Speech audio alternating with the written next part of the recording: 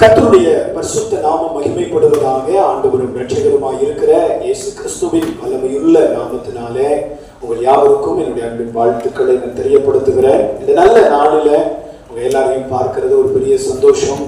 வேதம் சொல்லுகிறது, பரிசுத்த ஓய்வு நாளை மகிமையின் நாள் என்றும் மனமகிழ்ச்சியின் நாள் என்றும் ஆசரிக்கிறவர்களுக்கு யாக்கோபின் சுதந்திரத்தை தருவேன் என்று கர்த்தர் வாக்கு பண்ணி இருக்கிறார்.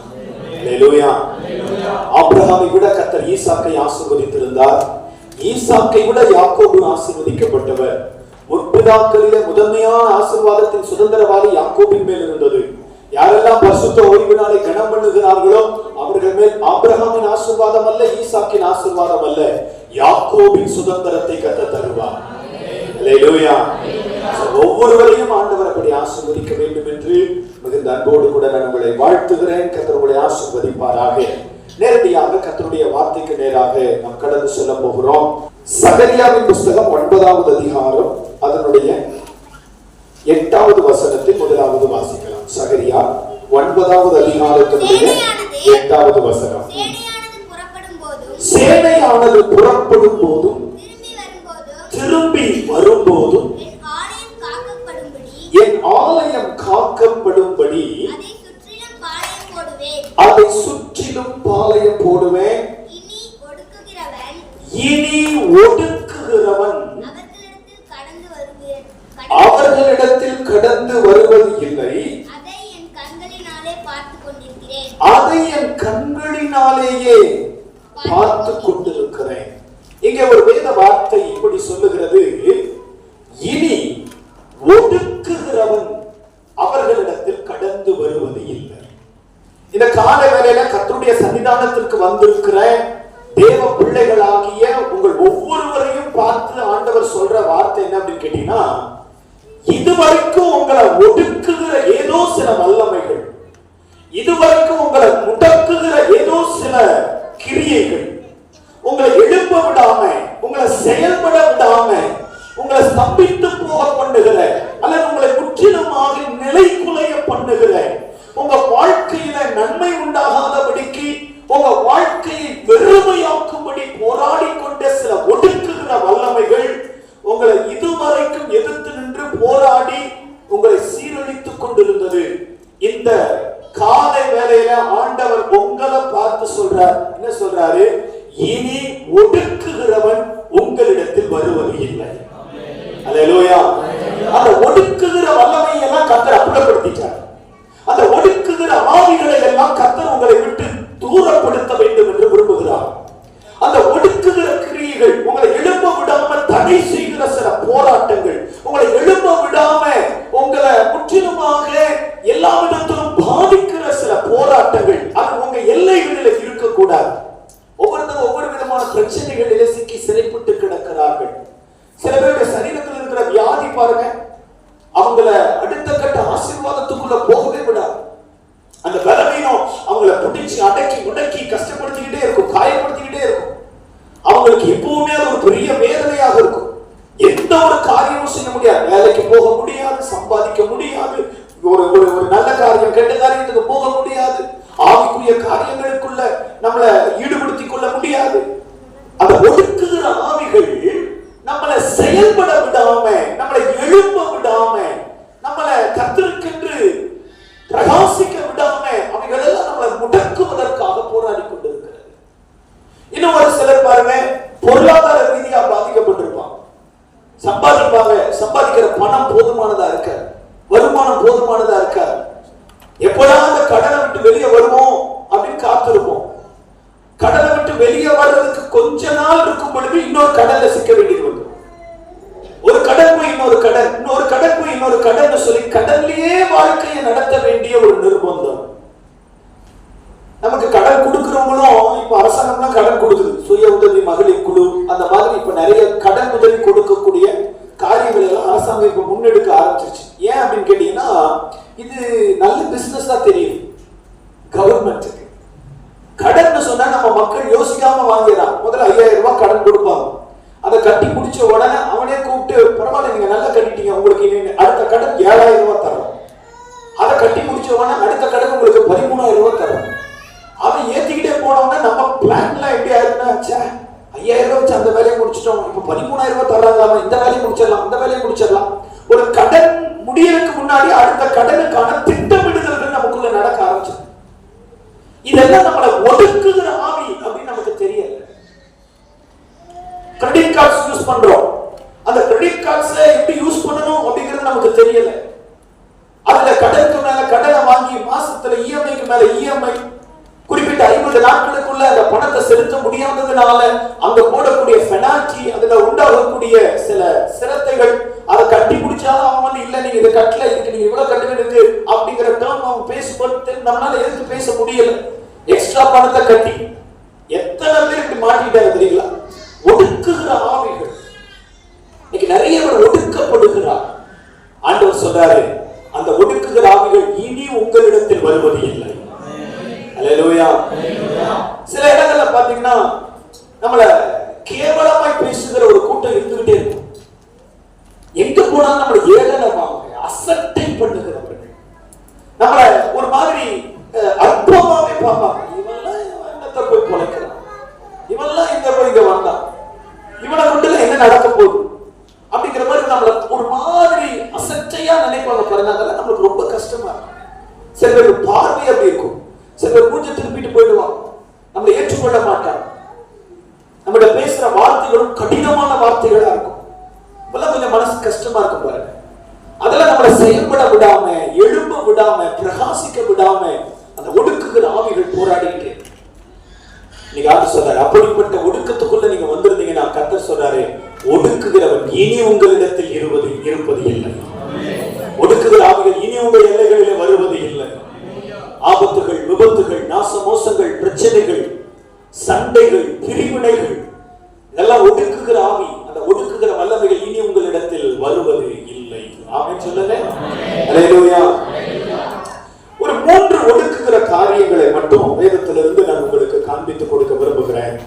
அந்த ஒடுக்குகிற ஆவிகளை நாம் மேற்கொள்ளுவதற்கு என்ன செய்ய வேண்டும் அப்படின்னு சொல்லி ஒரு 3 ஆலோசனைகளை நாம் தியானித்து தேவ சமூகத்துல ஜெபிக்க போகிறோம். பரிசுத்த ஆவியானவர் நமக்கு உதவி செய்வாராக. ஆமென் சொல்லுங்க. அல்லேலூயா. முதலாவது ஒடுக்குகிற ஆவி என்ன அப்படின்னு கேட்டீங்கன்னா, எழுதிக் கொள்ளுங்க, தீட்டுப்படுத்துகிற ஆவி. முதலாவது ஒடுக்குகிற ஆவி எது அப்படின்னு கேட்டீங்கன்னா, தீட்டுப்படுத்துகிற ஆவி. தானியேலின் புத்தகம் 1ஆம் அதிகாரத்தினுடைய 8வது வசனத்தை வாசிக்கலாம். தானியேல் 1:8. தானியேலோ ராஜாவின் போஜனத்தினாலும்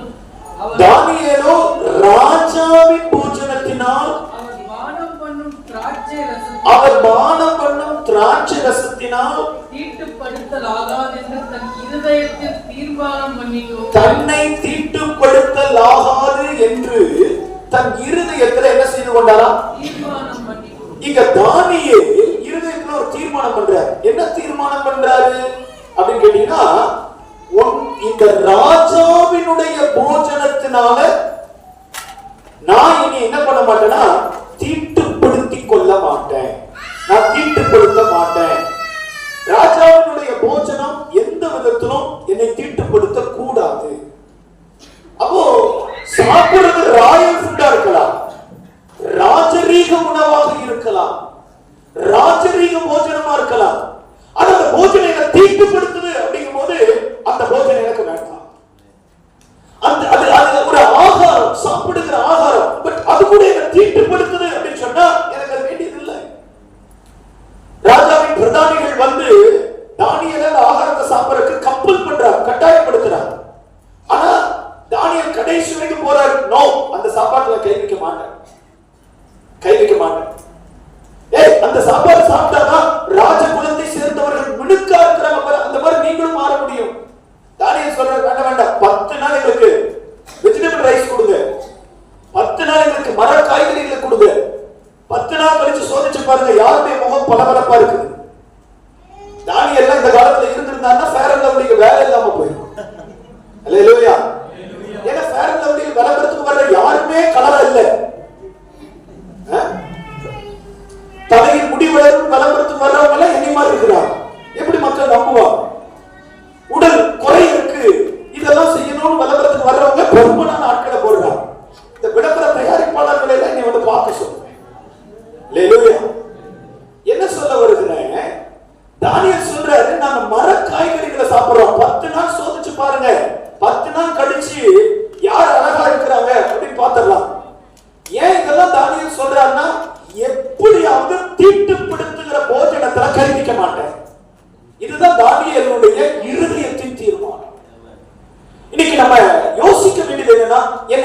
தீட்டுப்படுத்துகிற காரியங்கள் எது? மனோவாவினுடைய மனைவி பிள்ளை இல்லாமல் இருக்கிறார். கர்த்தருடைய தூதன் அவளுக்கு தரிசனமாகி, நீ ஒரு ஆண் பிள்ளையை பெற்றெடுக்க போற, உன் வயிற்றுல ஆண் குழந்தைய கர்த்தர் கொடுக்க போகிறா, அதனால நீ தீட்டுள்ள ஒன்றையும் என்ன செய்யக்கூடாது? பூசிக்க கூடாது. தீட்டுப்படுத்துகிற காரியத்துக்கு நீ விலக்கி காத்துக்கொள்ளணும் அப்படிங்கிற ஆண்டவருடைய வார்த்தை மனோவாவின் மனைவிக்கு வருது. அதுக்கு பிறகுதான் அவள் சிம்சோனை பெற்றெடுக்கிறாள். அப்போ வேதத்துல சுத்தி சுத்தி நீங்க பாத்தீங்கன்னா இந்த தீட்டுப்படுத்தாதபடிக்கு தன்னை காத்துக் கொள்ளுகிற காரியங்களிலே நம்ம ரொம்ப கவனமா இருக்கணும். நம்ம எல்லாருடைய கைகளிலுமே செல்போன் இருக்கு. அந்த செல்போனுடைய பயன்பாடு ரொம்ப சரியா இருக்கும். ரொம்ப சரியா. செல்போன் நல்லதா கெட்டதா? கெட்டதுன்னு சொன்னவங்கள செல்போனோட வாங்க. செல்போன் நல்லதா கெட்டதா? செல்போன் நல்லதுதான். செல்போன் கெட்டதெல்லாம் கிடையாது. அதை உபயோகிக்கிற நாம தான் ரொம்ப கெட்டவங்க. அதனாலதான் அதை எதுக்கு பயன்படுத்துறோம் சொல்லுங்க? கெட்ட காரியங்களுக்கு பயன்படுத்துறோம்.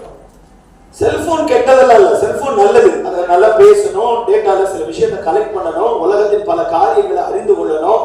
நமக்கு உலகத்தை சுருக்கி கையில கொடுத்துருக்குறான். அது கெட்டதெல்லாம் சொல்ல முடியாது. பட் அதை நம்ம பயன்படுத்துகிறது எதற்காக பயன்படுத்துகிறோங்கிறத பொறுத்துதான் அது நல்லதா கெட்டதா. அப்ப அது நம்மளை தீட்டுப்படுத்த முடியுமா அப்படின்னு கேட்டீங்கன்னா தீட்டுப்படுத்த முடியும். அது தீட்டுப்படுத்துகிறதற்கு ஏதுவான காரியங்கள் அதற்குள்ளே மறைந்து கிடக்கிறது. அதனால நான் செல்போனை பயன்படுத்தணும், அது என்னை தீட்டுப்படுத்தாதபடிக்கு நான் அதை காத்துக்கொள்ளணும். உங்க வீட்டுல டிவி இருக்கிறது நல்லதா? நல்லதுதான். சில பேர் டிவி வாங்கினாலும் சாட்சி சொல்ல மாட்டாங்க, தெரியுமா உங்களுக்கு? டிவி வாங்கினது சாட்சி சொன்னா சில பேர் சர்ச்சை சிரிச்சிடும். டிவி வாங்கினது சாட்சியா சொல்றாங்க. சொல்ல தப்பே கிடையாது, சாட்சி சொல்லலாம். ஆனா அந்த டிவில நம்ம என்ன பார்க்கிறோம்? என்ன சீரியல் அதுல ஓடுது? வெட்டி ஒளி ஓடுதா? ரொட்டி ஒளி ஓடுதா? அது நம்ம வீட்டுக்குள்ள இருக்கிறது தப்பு இல்ல, அது நம்மளை தீட்டுப்படுத்துதா இல்லையா? ஒரு காரியத்தை நான் பயன்படுத்துகிறேன், அது என்னை தீட்டுப்படுத்துகிறது. அது என்னை தீட்டுப்படுத்தாதபடிக்கு என்னை காத்துக்கொள்ள என்னால முடியல அப்படின்னு சொன்னா நீங்க அதை தூரப்படுத்தலாம். இல்ல இது இருந்தாலும் நான் சினிமா பார்க்க மாட்டேன், சீரியல் பார்க்க மாட்டேன், செல்போனை கையில வச்சிருப்பேன், அசுத்தங்களுக்கு இடம் கொடுக்க மாட்டேன், என்னுடைய மொபைலை தாண்டி வரக்கூடிய அருவருப்பான சைட்டுகளுக்குள்ள நான் போக மாட்டேன். நீங்க ஆன்லைன் விபச்சாரங்கள் ரொம்ப அதிகமாயிடுச்சு, ரொம்ப அதிகமாயிடுச்சு. நீங்க யூடியூபை ஸ்க்ரோல் பண்ணிட்டு வந்தா, ஷார்ட்ஸ் ஸ்க்ரோல் பண்ணிட்டு வந்தாலே நிறைய வீடியோ சாட், ஆன்லைன் ப்ரோக்ராம்ஸ் நிறைய வர ஆரம்பிச்சிச்சு. நம்ம மக்களுக்கு அது என்னன்னே தெரியாம உள்ள போயிருக்கு. கடைசியில் எவ்வளவு ஒருத்தி அங்க இருப்பா, அவ கையில போய் மாட்டீங்க. எத்தனை பேர் இப்படி சிக்கிக்கிட்டாங்க தெரியுங்களா? அப்ப அதெல்லாம் தீட்டுப்படுத்தக்கூடிய காரியங்கள் உள்ளுக்குள்ள கிடக்குது. இந்த தீட்டுப்படுத்துகிற ஆவிகள் உங்களை ஒதுக்குகிற ஆவிகள், உங்களை எழும்ப விடாது, உங்களை செயல்பட விடாது, உங்களை கர்த்தருக்காக பிரகாசிக்க விடாது, உங்க வாழ்க்கையில் திட்டம் பண்ணப்பட்ட ஆசீர்வாதங்களுக்கு உரியவர்களாக உங்களை வாழ விடாது. இவ்வளவு நாட்களா போராடுறேன், இவ்வளவு காலமா காத்திருக்கிறேன், எனக்கு வர வேண்டிய ஆசீர்வாதம் வரலையே, எனக்கு வர வேண்டிய நன்மை வரலையே, எனக்கு வர வேண்டிய மேன்மைகள் வரலையே. ஏன் வரல? எங்கேயோ ஒரு இடத்துல நான் என்னை தீட்டுப்படுத்தி இருக்கிறேன். தீட்டுப்படுத்தக்கூடாத காரியங்களை என்னை தீட்டுப்படுத்தி வச்சிருக்கிறேன். அந்த தீட்டுப்படுத்துகிற ஆவிகள் எல்லாம் இப்ப என்னை ஒடுக்கிட்டு இருக்கு. என் ஆசீர்வாதங்களை ஒடுக்குகிறது, என் ஆவிக்குரிய வாழ்க்கையை ஒடுக்குகிறது, என் மேல இருக்கிற தேவ திட்டத்தை, என் மேல இருக்கிற தெய்வீக அழைப்பை ஒடுக்குகிறது. நீங்க ஒருவேளை அப்படிப்பட்ட சூழ்நிலை நீங்க வந்திருந்தீங்கன்னா உங்களுக்கு கர்த்தருடைய வார்த்தை என்னன்னா, அந்த ஒடுக்குகிற வல்லமைகள் இனி உங்களிடத்தில் வருவது இல்லை. அல்லேலூயா சொல்லுங்க, அல்லேலூயா. முதலாவது ஒடுக்குகிற வல்லமை எது அப்படின்னு கேட்டீங்கன்னா தீட்டுப்படுத்துகிற ஆவிகள். நம்பர் 2, இரண்டாவது ஒடுக்குகிற ஆவி எது அப்படின்னு சொல்லி கேட்டீங்கன்னா தீய வல்லமைகள் அல்லது தீமை செய்கிற வல்லமைகள். தீமை செய்கிற வல்லமைகள். இன்னைக்கு நிறைய பேருடைய வாழ்க்கையில பொல்லாத சத்துருவாகிய சாத்தான் நிறைய காரியங்களிலே தீமை தீமை செய்கிறான். தீய வல்லமைகள். அந்த தீய வல்லமைகள் நிறைய பேருடைய வாழ்க்கையை அழிச்சுக்கிட்டு இருக்கு. உங்களுக்கு தெரியல, உங்க குடும்பம் ஒரு காலத்துல ஆஹா ஓஹோன்னு ஆசீர்வாதமா இருந்துச்சு. போக போக போக போக போக போக உங்க ஆசீர்வாதம் உங்க கைவிட்டு போகிறதற்கு காரணம் உங்களுக்கு தெரியாம ஒரு மாந்திரிக ஆவி, ஒரு பில்லி சூனிய வல்லமை உங்க எல்லைகளில போராடி கொண்டிருக்கிறது அப்படிங்கிறது உங்களுக்கு தெரியல. பக்கத்து வீட்டுக்காரங்க, எழுத்து வீட்டுக்காரங்க, நம்ம கூட வேலை செஞ்சவங்க, ஒரு காலத்துல நம்ம கூட நல்லா பேசி சிரிச்சு பழகினவங்க, இப்ப நம்ம மேல பொறாமை கொள்ளுகிறதுனால, இப்ப நம்ம மேல எரிச்சல் அடைந்திருக்கிறதுனால, நம்ம ஆசீர்வாதமா சமாதானமா வாழக்கூடாது என்று சொல்லி நமக்கு விரோதமாய் செய்யப்பட்ட பல ஆவிகள் இப்ப நம்முடைய எல்லைகளுக்குள்ள வந்து நமக்கு தீமை செய்து கொண்டு இருக்கிறது. 3 நாட்கள் சென்னையில இருந்தேன். ஒரு வீட்டுக்கு நீ ஜெபிக்கிறதற்காக அழைத்து கொண்டு போனாங்க. நல்ல குடும்பம், கர்த்தருக்காக நின்ற ஒரு குடும்பம். திடீர்னு பாத்தீங்கன்னா அவங்களுக்கும் அவங்களுடைய சொந்தக்காரங்க, பக்கத்துல இருக்கக்கூடிய சொந்தக்காரங்களுக்கு ஒரு பிரச்சனை ஆச்சு. அந்த பிரச்சனையில அவங்க ஒரு 2-3 தடவை ஒரு வார்த்தையை விட்டுருக்கிறாங்க. நீ எப்படி நல்லா இருக்கிற நான் பார்த்தேன், உன் வாழ்க்கை என்ன ஆகுதுன்னு பாரு. இது ஒரு தடவை மட்டும் அவங்க சொல்லிட்டு போயிருக்கிறாங்க அப்படின்னு சொன்னா கோபத்துல பேசிட்டு போயிருக்கிறாங்கன்னு விட்டுருக்கலாம். 2-3 தடவை இதே வார்த்தைகளை சொல்லியிருக்கிறாங்க. இந்த பிரச்சனை நடந்ததற்கு பிறகு திடீர்னு பாத்தீங்கன்னா நல்லா இருந்த அந்த வீட்டு தலைவர் அவருக்கு ஸ்ட்ரோக் வந்துச்சு. நான் கேட்டேன், பிபி ஏதாவது இருந்துச்சு அவருக்கு? இல்ல, நல்லா இருந்தார். திடீர்னு ஸ்ட்ரோக் வந்துச்சு. அடுத்த சில நாட்கள்ல அவர் மரித்து விட்டார். பசங்க இருந்தாங்க, பசங்களுடைய வாழ்க்கையெல்லாம் திசை மாற ஆரம்பிச்சிச்சு. நம்ம அவங்களுக்கு சுகர் கம்ப்ளைண்ட் வந்துச்சு, கால்ல பாதிப்பு வந்துச்சு, பயங்கரமான போராட்டங்கள். நான் அந்த வீட்டுக்கு ஜெபிக்கிறதுக்கு போறேன். நான் போன உடனே அந்த வீடு முழுவதும் அப்படி ஒரு லைட் எல்லாம் போட்டுக்கிறாங்க. அந்த வீடு எனக்கு இருட்டா தெரியும். அப்படி இருள் கம்மி பிடிச்சிருக்கு. என்கிட்ட 1 மணி நேரம் அவங்க குடும்ப பிரச்சனைகளை எல்லாம் சொன்னாங்க. ஒரு சாதாரணமான குடும்பம் தாண்டி போக முடியாத அவ்வளவு வேதனைகளையும் பிரச்சனைகளையும் இந்த குடும்பம் அனுபவிச்சிருக்காங்க. இந்த குடும்பத்துக்காக ரொம்ப சிரத்தை எடுத்து ஜெபம் பண்ணிட்டு வந்தேன். எதுக்காக சொல்ல வரேன்னா, நல்லா இருந்த குடும்பம், சமாதானமா ஆசீர்வாதமா மகிழ்ச்சியா இருந்த குடும்பம், இந்த குடும்பம் அவ்வளவு வேதனைகள்ல அனுபவிச்சுட்டு இப்ப குடும்பத்துக்குள்ள சமாதானம் இல்லாம, சரீரத்துல வியாதி, சொத்துக்கள் ரீதியான பிரச்சனை, போலீஸ் ஸ்டேஷன் வரைக்கும் போயும் பலன் கிடைக்கல. நீங்க அவ்வளவு வேதனை. காரணம் என்ன தெரியுங்களா? அவங்களுக்கு தெரியாம அவங்களுக்கு பின்னாடி போராடி கொண்டிருந்த ஒரு மாந்திரிக ஆவி, ஒரு பில்லி சூனிய ஆவி, தீமை செய்கிற ஒரு போராட்டம், தீமைக்குட்படுத்துகிற ஒரு போராட்டம். நிறைய பேரை ஒடுக்கி, நீங்க சர்ச்சுக்கு வந்து போகிறவர்களாக இருந்தால் மாந்திரிக வல்லமைகளை மேற்கொள்ள முடியாது. சபைக்குள் இருக்கிறவர்கள் மந்திரவாத வல்லமைகளை ஜெயிக்கிறவர்கள் அல்ல, கிறிஸ்துவுக்குள் இருக்கிறவர்கள் தான் இந்த வல்லமைகளை ஜெயிக்க முடியும். ஆமென் சொல்லுங்க. அல்லேலூயா. சபைக்குள் இருக்கிறதுனால இதை ஜெயிச்சிடலாம் அப்படி நினைச்சிட்டு சும்மா ஞாயிற்றுக்கிழமை ஆராதனைக்கு வந்து போயிட்டு இருந்தோம்னா நம்ம மேற்கொண்டலாம் நினைக்காதீங்க. யாக்கோபுக்கு விரோதமான மந்திரவாதம் இல்ல, இஸ்ரவேலுக்கு விரோதமான குறி சொல்லுதலும் இல்ல. இந்த யாக்கோபு இஸ்ரவேல் என்று சொல்லப்படுகிறது தேவனுடைய ஜனத்தை குறிக்கிறது. நீங்க தேவனுடைய ஜனமாக, தேவனுடைய பிள்ளையாக இருந்தால் உங்களுக்கு எதிராக செய்யப்பட்டிருக்கிறது எப்படிப்பட்ட மாந்திரிக போராட்டங்களாக இருந்தாலும் ஒன்றும் உங்களை மேற்கொள்ள முடியாது.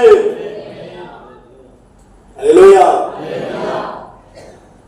சொல்ற இந்த தீமை செய்கிற வல்லமைகள், ஆபத்துகளை கொண்டு வருகிற, விபத்துகளை கொண்டு வருகிற, நல்லதா சரீரம் இருந்துச்சு, திடீர்னு ஒரு வியாதி, திடீர்னு ஒரு சரீர போராட்டம், திடீர்னு குடும்பத்துக்குள்ள ஒரு விதமான பிரிவினை, திடீர்னு குடும்பத்துக்குள்ள ஒரு அசம்பாவிதம், திடீர்னு குடும்பத்துக்குள்ள ஒரு துர்மரணம்.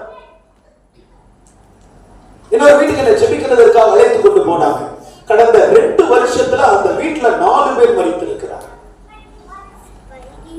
13 வயதுல ஒரு பெண்ணுக்கு அவங்க கிராம கலாச்சாரத்தின்படி திருமணம் செய்து வைத்திருக்கிறார்கள். இப்ப அந்த பெண்ணுக்கு 21 வயசு, 20 அல்லது 21 இருக்கும், விதவையாக இருக்கிறார். 1 மாதத்துக்கு முன்பதாக அவருடைய கணவனார் மரித்து போனார். 21 வயசுல விதவையாக இருக்கிறார், குழந்தை இல்லை. அந்த பிள்ளைகளுடைய மாமியார் இருக்கிறாங்க, மாமியார் மருமகளும் 2 பேருமே கணவனை இழந்திருக்கிறார். அந்த வீட்டுக்குள்ள போன அந்த வீட்டுக்குள்ள ஒரு மரண வாசனை அந்த சுடுகாட்டுல எல்லாம் அந்த டெத் ஸ்மெல், அந்த பிரேதம் எரியிற ஸ்மெல் வரும் பாத்தீங்களா, அந்த ஸ்மெல் வீட்டுக்குள்ள. அவங்களுக்கு சில ஆலோசனைகளை சொல்லி ஜெபம் பண்ணுவோம். ஏன் தீமை செய்கிற சில ஆவிகள், இளவயது மரணத்தை உண்டு பண்ணுகிற சில போராட்டங்கள், வியாதிய, வேதனைய, கஷ்டத்தை, பலவிதமான நெருக்கத்தை கொண்டு வருகிற போராட்டங்கள். என் அன்பு சகோதரா, என் அன்பு சகோதரி, இப்படிப்பட்ட ஆவிகள் நம்முடைய எல்லைகளை சுற்றி கொண்டிருக்கிறது. நம்ம ரொம்ப கவனமா ஞானமா இருக்கணும். தேவனுடைய வார்த்தைக்கு செவி கொடுத்தவர்களா இருக்கணும். இல்லைன்னா நம்ம வீட்டு வாசலையும் தட்டி விடுவதற்கு ரொம்ப நேரம் ஆகிவிடாது. ஆனா இன்னைக்கு கர்த்தர் உங்களை பார்த்து சொல்றாரு, அப்படிப்பட்ட தீமை செய்கிற ஒதுக்குகிற ஆவிகள் உங்கள் எல்லைகளில் வருவது இல்லை. அல்லேலூயா. தீமை செய்கிற ஆவிகள் உங்க வீட்டுக்குள்ள வராது, உங்க குடும்பத்துக்குள்ள வராது. ஒரு ஆமென் சொல்லுங்க. உங்க வேலை ஸ்தலத்துக்குள்ள வராது. ஆமென். அல்லேலூயா. ஆண்டவர் சொல்றாரு, ஒடுக்குகிறவன் இனி உங்களிடத்தில் வருவது இல்லை. முதலாவது தீட்டுப்படுத்துகிற ஆவி, இரண்டாவது தீமைக்குட்படுத்துகிற அல்லது தீமை செய்கிற ஆவி, மூன்றாவது ஆவி என்ன ஆவி அப்படின்னு சொல்லி கேட்டீங்கன்னா,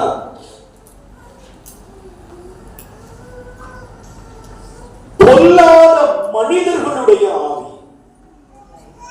பொல்லாத மனிதர்கள். உங்களுக்கு தெரியுமா, இன்னைக்கு இந்த வெளியெல்லாம் பேசிக்கிறாங்க. என்ன பேசிக்கிறாங்க அப்படின்னா, சில பேர் கண்ணு வச்சுட்டாலே பெரிய பிரச்சனை.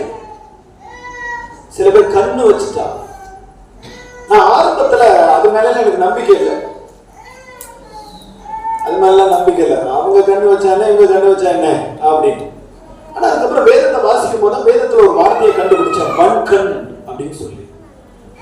வன்கண்ணுக்கு ஒரு வல்லமை இருக்கு. வன்கண்ணுக்கு ஒரு வல்லமை இருக்கு. சில பேர் அந்த பொறாமை நிறைந்த எரிச்சலோடு கூட ஒரு சிலரை பார்த்து, இவனுக்கெல்லாம் எப்படி ஒரு வாழ்க்கையா அப்படின்னு சொன்னா, அந்த வன்கண் பார்வையே நிறைய பேருடைய வாழ்க்கையை அழிச்சு. அடிக்கடி சொல்றேன் சகோதரா, கவனிங்க, நம்ம பண்ற பாடு நமக்கு தான் தெரியும். ஆனா உங்களை வீதியில தெருவில் இருக்கிறவங்க எல்லாம் உங்களை என்ன நினைக்கிறாங்க தெரியுமா? இவங்களுக்கு என்னப்பா, இவங்க ராஜா விட்டு கண்ணு குட்டிங்கன்னு நினைக்கிறாங்க. அவருக்கு என்ன நல்ல ஷர்ட் பேண்ட் இன் பண்ணி போதாத குறைக்கு சாக்ஸ் வேற, அவர் ராஜா மாதிரி இருக்காங்க, அவருக்கு ஒரு குறைச்சல் இல்லைங்க அப்படி நினைக்கிறாங்க. ஆனா நமக்கு இருக்கிற பிரச்சனை நமக்கு தான் தெரியும். நம்ம ஒவ்வொரு நாளையும் கடத்துவதற்கு படுகிற பாடு. 40,000 ரூபாய் கார்ல போனா அவருக்கு என்னங்க, அவரு கார்ல போறாரு. 40,000 ரூபாய் கார் வாங்கி 20,000 ரூபாய்க்கு வேலை செஞ்சுக்கோம். என்ன சொல்றீங்க? ஒரு 2 வீலர் வாங்குறோம்னா அதுக்கு மாசம் 5,000 6,000 கட்டுறோம். அதுக்கு ஏகப்பட்ட பொறாமை. நம்மளை சுற்றிலும் இருக்கிற நிறைய பேர் நம்ம மேல பொறாமையும் எரிச்சலும் உள்ளவர்களாகத்தான் இருக்கிறார்கள். நீங்க ஒரு நல்ல ட்ரெஸ் போட்டா கூட அதை ஏற்றுக்கொள்ள முடியாத நிறைய பேர் இருக்கிறாங்க. நீங்க நல்ல ஒரு புடவை கட்டுறீங்க, நல்ல ஒரு சட்டையை போடுறீங்க, நல்ல ஒரு ட்ரெஸ் உடுத்துறீங்கன்னா அதை கூட ஏற்றுக்கொள்ள முடியாம. ஏற்கனவே நம்ம சுற்றிலும் இருக்கிறவர்கள் நிறைய பேரு நம்ம மேல பொறாமையோடு கூட நம்ம நல்லா இருக்கவே கூட. எங்க அப்பா இந்த ஊருக்கு வந்து கிட்டத்தட்ட 45 வருடங்களாக கோயம்புத்தூருக்கு வந்து, அன்னையில இருந்து இன்னைக்கு வரைக்கும் இந்த 45 வருஷமும் அவங்க செஞ்சுக்கிட்டு இருக்கிற தொழில் வந்து சைக்கிள் கடை. ஆனா எத்தனையோ நாட்கள் எங்க கடைக்கு முன்னாடி மந்திரிச்சு போட்ட எத்தனையோ பொருட்களை எங்க அப்பா பார்த்து எடுத்திருக்கிறாங்க. நிறைய மாந்திரிக பொருட்களை எடுத்திருக்கிறாங்க. எலுமிச்சம்பழத்துல இருந்து, சாத்துக்குடியில இருந்து, ஆரஞ்சில இருந்து, பப்பாளியில இருந்து, ஆப்பிள்ல இருந்து. என்ன விஷயம்? எதனால அப்படின்னா, ஒரே ஒரு காரணம், அசலூர்கார வெளியூர்கார அங்கிருந்து இங்க வந்து 4 பிள்ளைகளை படிக்க வச்சு ஆளாக்கிட்டா. இதை தவிர வேற எதுவுமே இல்லை. அப்ப நம்ம இந்த வேலையெல்லாம் செய்யறது யார் தெரியுங்களா? பகையாளிகள் எல்லாம் கிடையாது, எதிராளிகள் எல்லாம் கிடையாது. அண்ணே அப்படின்னு கடைக்கு வர்றதுல பல பேர். அப்ப நான் என்ன சொல்ல வருகிறேன், நிறைய பேருடைய வார்த்தைகளை நாம் நம்ப முடியாது, நிறைய பேருடைய பேச்சை நம்ம நம்ப முடியாது. நம்ம சுற்றிலும் ஏராளமான பேர் நம்ம மேல பொறாமையோடு கூட பழகுகிறவர்கள். எல்லாரையும் நான் சொல்லல, ஏராளமான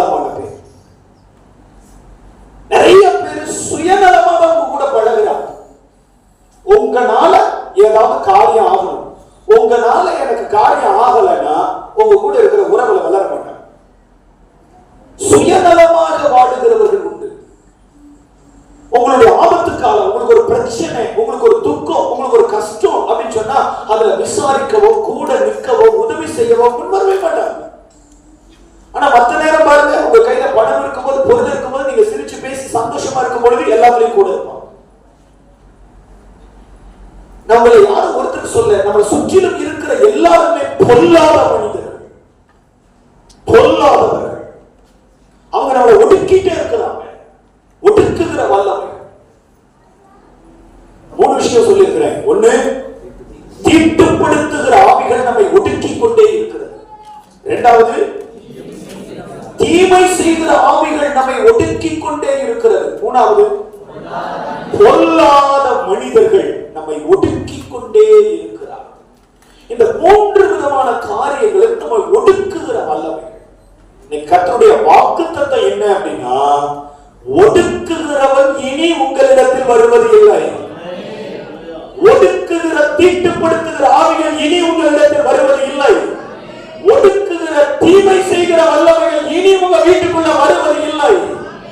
ஒடுக்குகிற பொல்லாத மனிதர்கள் இனி உங்க எல்லைக்குள் வருவது இல்லை. கர்த்தர் அவங்களை எல்லாம் அப்புறப்படுத்த போகிறார். கர்த்தர் அவர்களை எல்லாம் உங்க எல்லைகளை விட்டு விலக்கி போட போகிறார். உங்க எல்லைகளை கர்த்தர் முத்திரை போட போகிறார். உங்க எல்லைகளுக்குள்ள கர்த்தருடைய தூதர்கள் இறங்கி வரப்போகிறார்கள். விசுவாசம் முடிஞ்சதுன்னா ஆமென் சொல்லணும். எலிசா இருந்த மலையை சுற்றிலும் அக்கினிமயமான ரதங்கள் இருந்ததா, அக்கினிமயமான குதிரைகள் இருந்ததா. இன்னைக்கு கர்த்தர் யாரு கூட பேச விரும்புகிறாரோ, யாருக்காக தேவன் இந்த வார்த்தையை 2 நாட்களுக்கு முன்பதாக ஆவியில போட்டாரோ, அவர்களுடைய எல்லைகள் முழுவதும் இந்த நிமிஷம் தொடங்கி அக்கினிமயமான ரதங்கள் இறங்கி வரப்போகிறது, அக்கினிமயமான குதிரைகள் இறங்கி வரப்போகிறது. இனி உங்க எல்லைகளுக்குள்ள தீட்டுப்படுத்துகிற, ஒடுக்குகிற வல்லமைகள் வர முடியாது. இனி உங்க எல்லைகளுக்குள்ள தீமை செய்கிற மந்திரவாதங்கள் கிரியை செய்ய முடியாது. அது உங்களை அழிக்கிறதுக்காக உங்க எல்லைகளுக்குள்ள வந்திருக்கலாம். நீங்க கால் வைத்து நடக்கும் போது உங்க மேல இருக்கிற, உங்க அபிஷேகத்தின் மேல இருக்கிற, உங்க அழைப்பின் மேல இருக்கிற அக்னி அந்த மந்திரவாத கிரியைகளை எல்லாம் சுட்டரித்து போடத்தக்கதாக கர்த்தருடைய கிரியைகளை உங்கள் நடுவிலே விளங்க பண்ண போகிறார். கர்த்தரை குறித்த பயங்கரம், கர்த்தரை குறித்த பயங்கரம் எல்லா சத்துருக்களுக்கும் பிடித்தது போல, அன்றைக்கு மொர்தெகாயை குறித்த பயங்கரம் எல்லா சத்துருக்களுக்கும் உண்டானது போல, உங்க மேல பொறாமை கொள்ளுகிற, உங்க மேல எரிச்சலாக இருக்கிற, நீங்க நல்லா இருக்க கூடாது, வாழ்ந்திருக்க கூடாது, சுகித்திருக்க கூடாதுன்னு சொல்லி உங்களுக்கு விரோதம் பாராட்டுகிற, உங்களுக்கு தீமை செய்ய நினைக்கிறவர்களுக்கு முன்பதாக கர்த்தர் உங்களை அதை விட 10 மடங்கு உயரத்துல கொண்டு போய் வைக்க போறார். அல்லேலூயா சொல்லுங்க, அல்லேலூயா. யாராவது உங்க மேல பொறாமைப்படுறாங்கன்னா சந்தோஷப்படுங்க. ஆமென். அவங்க நம்ம மேல பொறாமைப்படுறாங்கன்னா தேவன் நம்மளை ஆசீர்வதிக்க ஆரம்பிச்சிட்டாருன்னு அர்த்தம். அல்லேலூயா. யாருமே நம்ம மேல பொறாமைப்படல அப்படின்னு சொன்னா நம்ம இன்னும் ஆசீர்வதிக்கப்படலன்னு அர்த்தம். அல்லேலூயா. பொறாமைப்படுறாங்களா? கர்த்தர் நம்மளை ஆசீர்வதிக்க ஆரம்பிச்சிட்டாரு, அதனால பொறாமைப்படுறாங்க. ஆண்டவர் என்ன செய்வார்னா இன்னும் உங்களை ஆசீர்வதிப்பார். ஆமென். இன்னும் எரியட்டும்னு விட்டுருவார். சில பேருக்கு வயிறு எரிஞ்சே அல்சரா வரும். அப்பதான் புத்தி வரும், இனிமேல் நம்ம யாரு மேல என்ன பண்ணக்கூடாது, அதுவும் பொதுவாக கிறிஸ்தவங்க மேல பொறாமைப்படவே கூடாது அப்படிங்கிற ஒரு எண்ணத்தை கர்த்தர் உண்டு பண்ணட்டும். ஆமென் சொல்லுங்க. அல்லேலூயா. உங்களுக்கு சொல்றேன், யாரு மேலேயும் பொறாமைப்படாதீங்க. நீங்க பொறாமைப்பட்டுக்கிட்டே இருந்தீங்கன்னா அவங்க ஆசீர்வதிக்கப்படுறதை விட இன்னும் 10 மடங்கு அதிகமா ஆசீர்வதிக்கப்பட்டுருவாங்க. அல்லேலூயா. அல்லேலூயா. ஆசீர்வதிக்கப்படுறவங்களை பார்த்து இல்ல இவங்க இன்னும் ஆசீர்வாதமா இருக்கட்டும்னு சொல்லுங்க, அவங்களுக்கு மேல கர்த்தர் உங்களை ஆசீர்வதிச்சிருக்காங்க. அல்லேலூயா.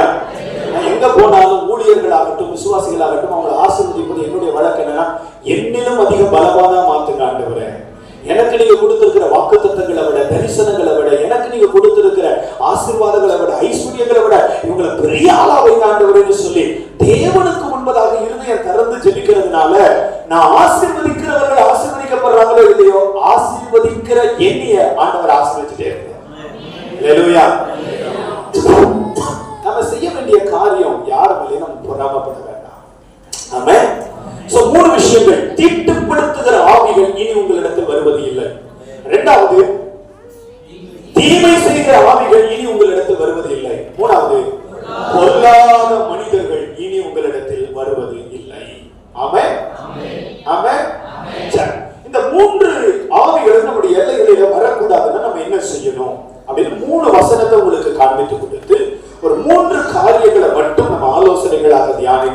ஆண்டவருடைய பிரசன்னத்துல நாம் ஜெபிக்க போகிறோம். பரிசுத்த ஆவியானவர் நமக்கு உதவி செய்வாராக. வாசிக்கலாம். முதலாவது ஏசாயா தீர்க்கதரிசனத்தின் புத்தகம் 35வது அதிகாரம்.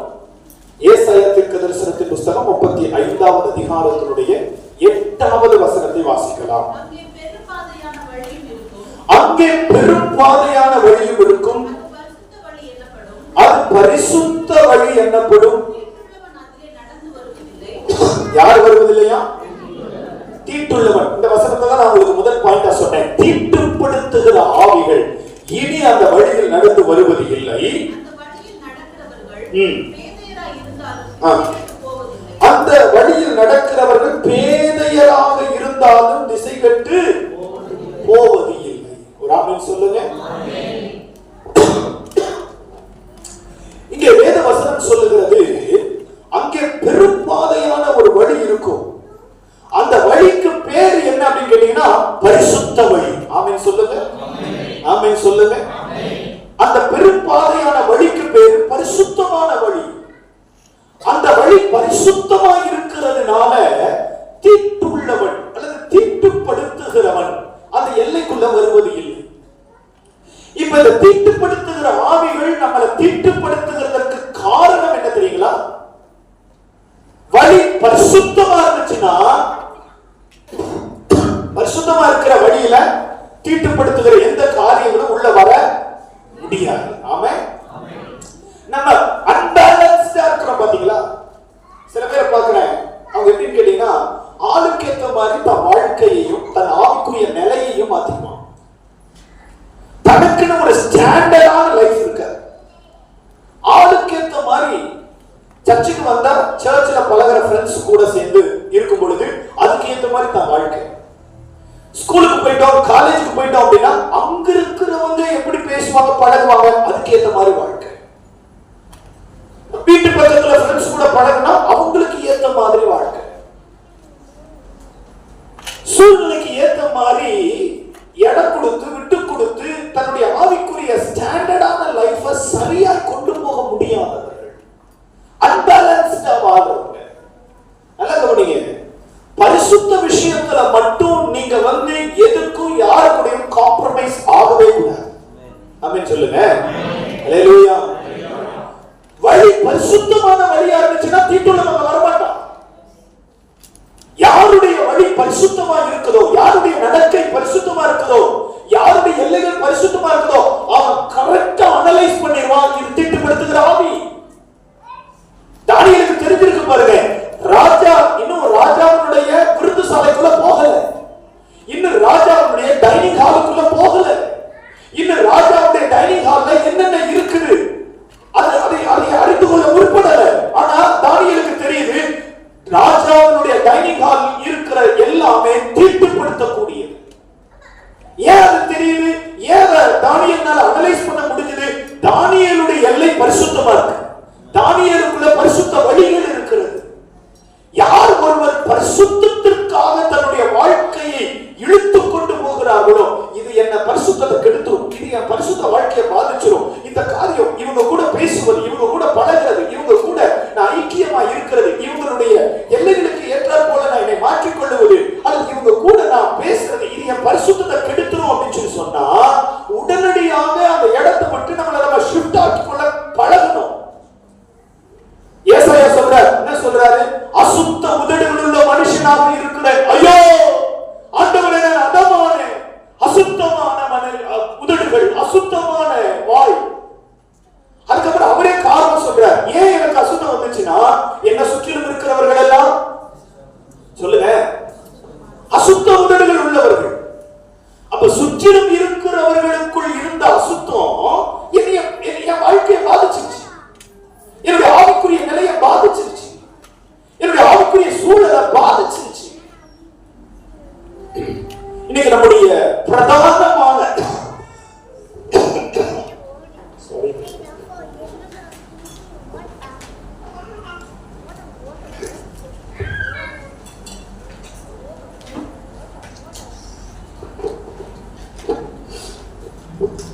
நம்முடைய பிரதானமான ஜெபம், நம்முடைய பிரதானமான விருப்பம் அது எல்லாம் என்னவா இருக்கும்னா என்னுடைய ஓட்டம் பரிசுத்தத்தை நோக்கினதாக இருக்கும்.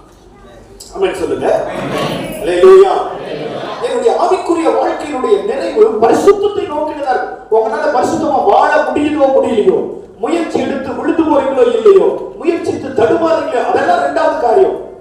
நாம் அதற்கான முயற்சி உள்ளவர்களாக இருக்கிறோமா? என்னுடைய ஓட்டத்தை நான் முடிக்கும் போது பரிசுத்தங்கிற எல்லையில நான் முடிக்கணும் அப்படிங்கிற அந்த விருப்பம் நம்முடைய இருதயத்தின் ஆழத்துல கொஞ்சமாவது கிடக்குதா?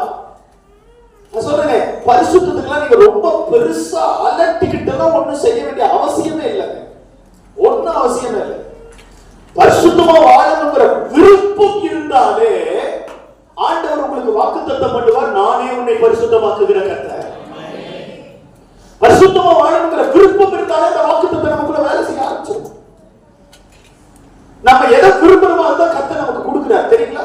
அது நல்லதோ கெட்டதோ, எதை விரும்புறோமோ, எந்த விருப்பத்தை நாம் அடைய அதிக ஆசையா இருக்கிறோமோ அதை ஆண்டவர் வச்சுட்டு போ அப்படின்னு விட்டுறார். அது நல்லதா இருந்தாலும் சரி, கெட்டதா இருந்தாலும். அப்படிதான் நிறைய வாலிபர்கள் காதல் உறவுகளில் சிக்கிக்கிறாங்க. பல வருடம், 6 வருஷம், 7 வருஷம், 8 வருஷமா லவ் பண்ண நிறைய பேரு 2 வருஷம் குடும்பம் நடத்த முடியல. 2 வருஷம் குடும்பம் நடத்த முடியல. கட்டினா சொல்ல மாட்டீங்களா? கட்டினா அவனைத்தான் கட்டுவேன், கட்டினா அவனைத்தான் கட்டுவேன், இப்படி சொல்றாரு. சொல்லி பல வருட லவ் தொலைட்டோம், கல்யாணம் முடிஞ்சிச்சு. 2 வருஷம் குடும்பம் நடத்த முடியல. 2 வருஷம் ஒண்ணா இருக்க முடியல. 6 வருஷமா போராடி ஓடி ஓடி ஓடி ஓடி லவ் பண்ணி கடைசியில வீட்டை விட்டு வெளியே வந்து கல்யாணம் பண்ணி திடீர்னு ராத்திரி ஒரு 12 மணிக்கு எனக்கு போன் வருது. பாஸ்டர்னா நான் வீட்டை விட்டு வெளியே வந்துட்டேன், உங்களுக்கு போன் பண்ணிட்டு நான் ஏதாவது பண்ணிக்க போறேன். ஏமா அதுக்கு எனக்கு தான் போன் பண்ணணும். போலீஸ்கார வந்து கடைசியில உன் போன்ல யாருக்கு இவன் கடைசியா நம்ம போன் பண்ணிருக்கான்னு பார்த்து என்னையெல்லாம் பிரச்சனை. நான் அப்படி கேட்கல, அழுதுட்டு இருந்ததுனால மனசுக்குள்ள கண்மையே அப்படி நினைச்சேன். நீ தற்கொலை பண்ணி செத்து போறதுக்கு முன்னாடி எனக்கா போன் பண்ணணும்? உங்க பாஸ்ட் நம்பர்ல இல்ல, நான் வந்து உனக்கு எக்ஸ் பாஸ்டர் தானே, முன்னாள் போதுகர் தானே.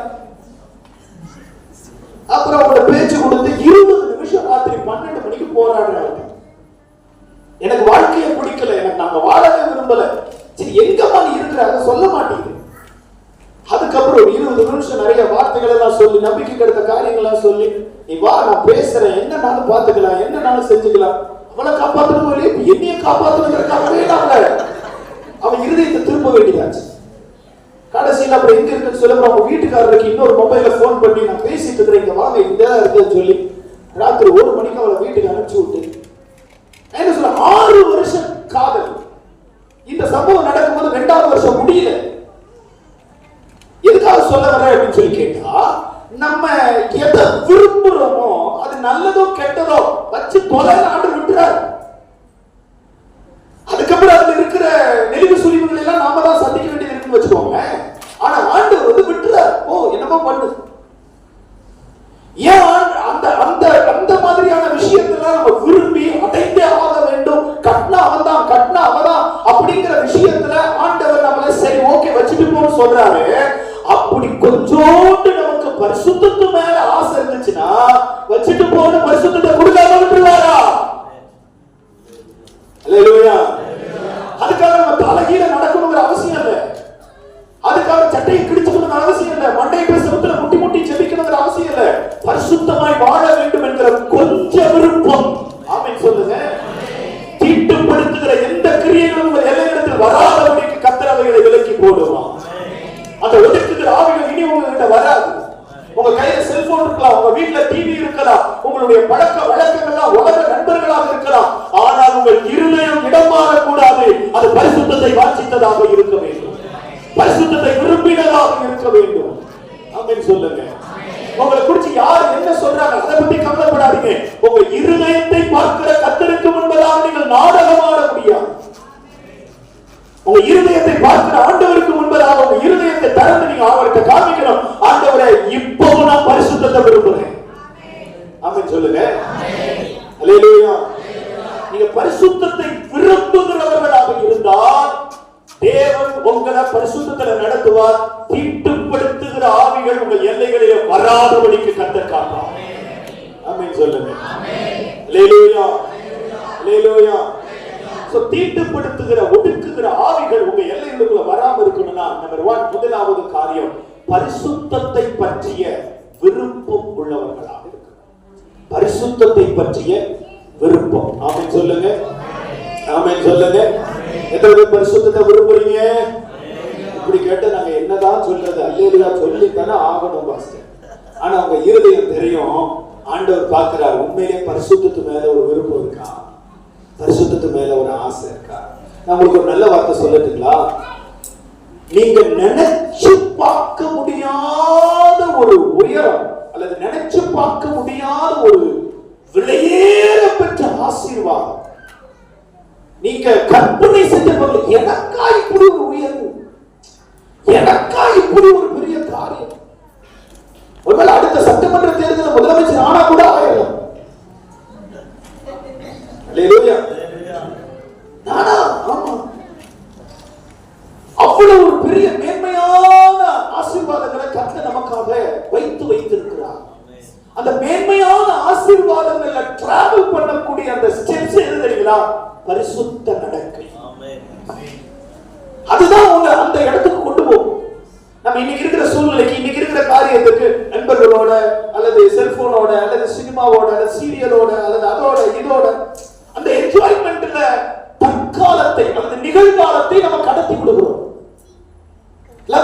அது இதுன்னு சொல்லி நிகழ்காலத்தை அந்த சந்தோஷத்துல நம்ம கடத்திடுறோம். நம்ம எதை யோசிக்கிறது இல்லைன்னா ஃபியூச்சர்ல எனக்கு ஒரு பெரிய மேன்மையை கர்த்தர் வச்சிருக்கிறார். பெரிய மேன்மை இருக்கு. அந்த மேன்மைகளை குலைக்கக்கூடிய நிகழ்கால என்னுடைய நடக்கைகள். அல்லேலூயா சொல்லுங்க. அல்லேலூயா. அப்போ பரிசுத்தமாய் வாழ வேண்டும் என்கிற விருப்பம் நமக்குள்ள இருந்துச்சுன்னா போதும், ஆண்டவர் உங்களுக்கு வாக்கு கொடுக்கிறார். ஒடுக்குகிற தீட்டுப்படுத்துகிற ஆவிகள் இனி உங்க பக்கத்திலேயே வராது, பக்கத்திலேயே வராது. அல்லேலூயா. முதலாவது காரியம்.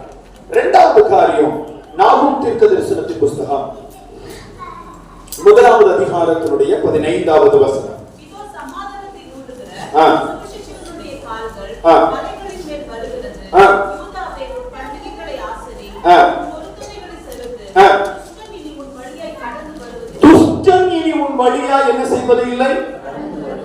துஷ்டன் அப்படின்னு சொன்னா தீயவன் அர்த்தம். அதான் தீமை செய்கிற வல்லமை அப்படின்னு நான் உங்களுக்கு சொன்னேன்.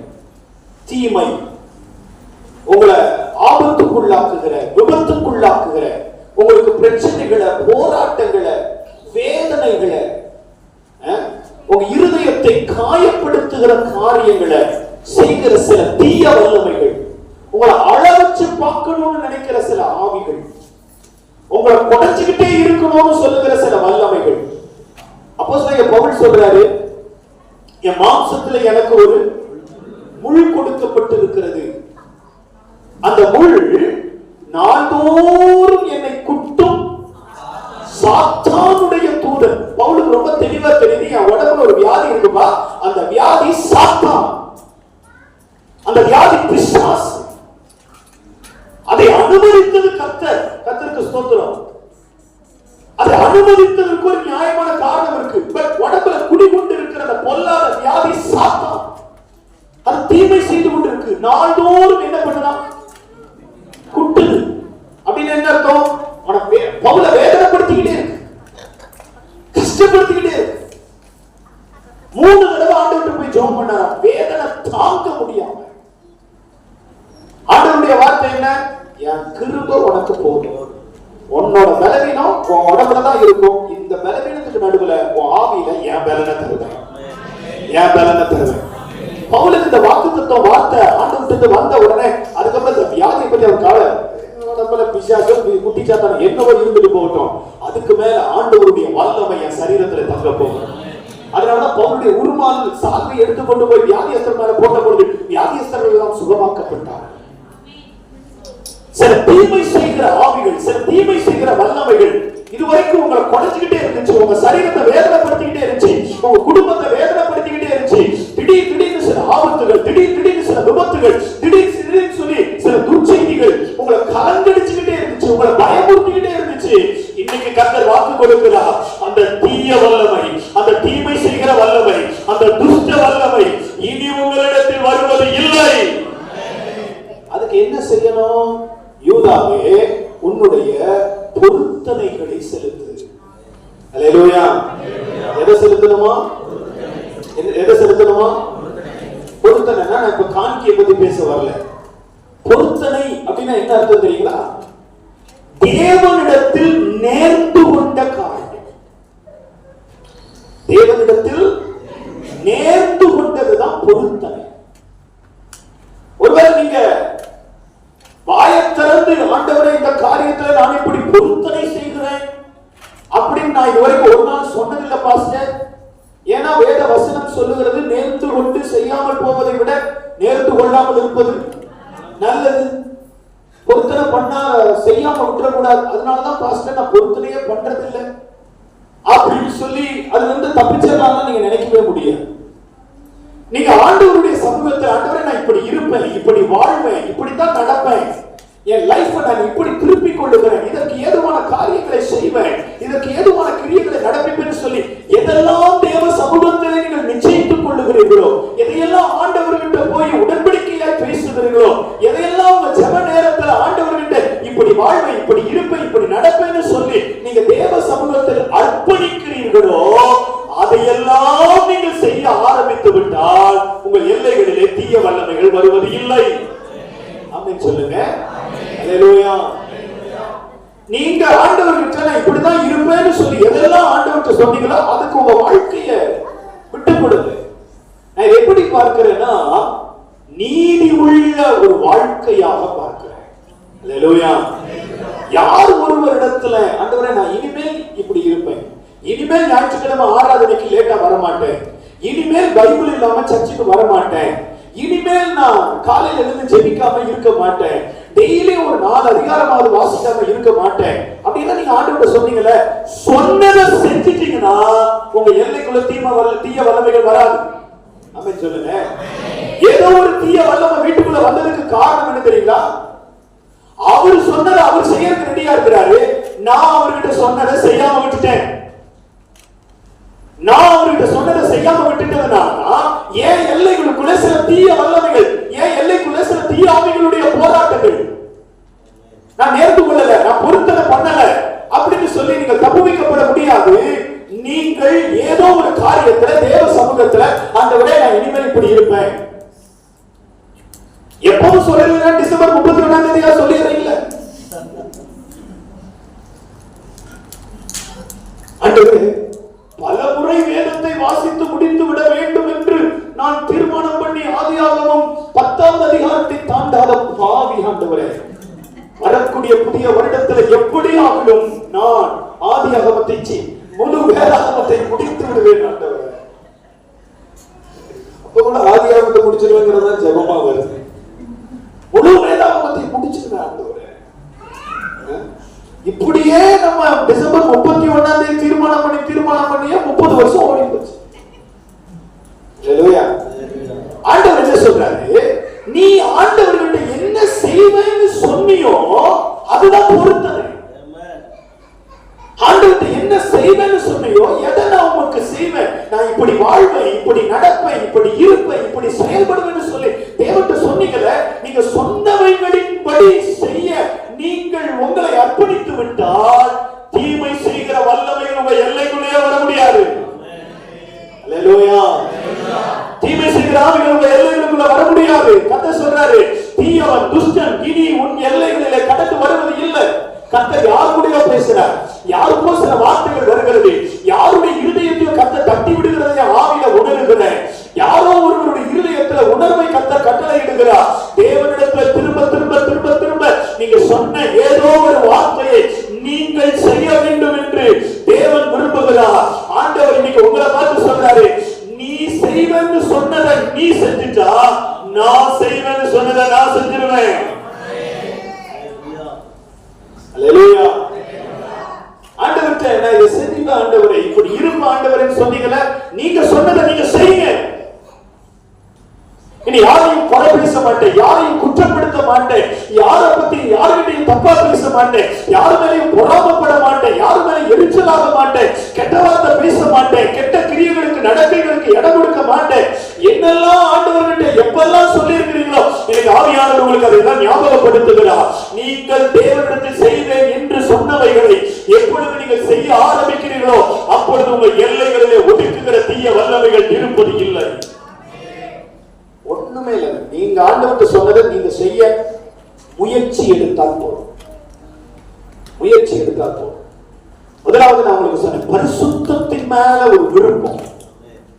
இரண்டாவது, நீதி உள்ள வாழ்க்கையிற்கான முயற்சி. என்ன செஞ்சா போதும் சொல்லுங்க? முயற்சி எடுத்தா போதும்.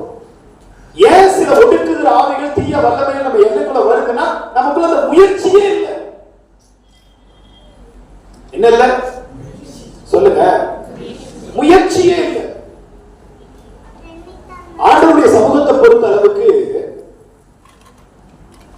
யார் முதலாவது ஓடுகிறான் என்பது அல்ல. ஆண்டவர் எப்பவுமே அப்படி பார்க்கவே மாட்டார்.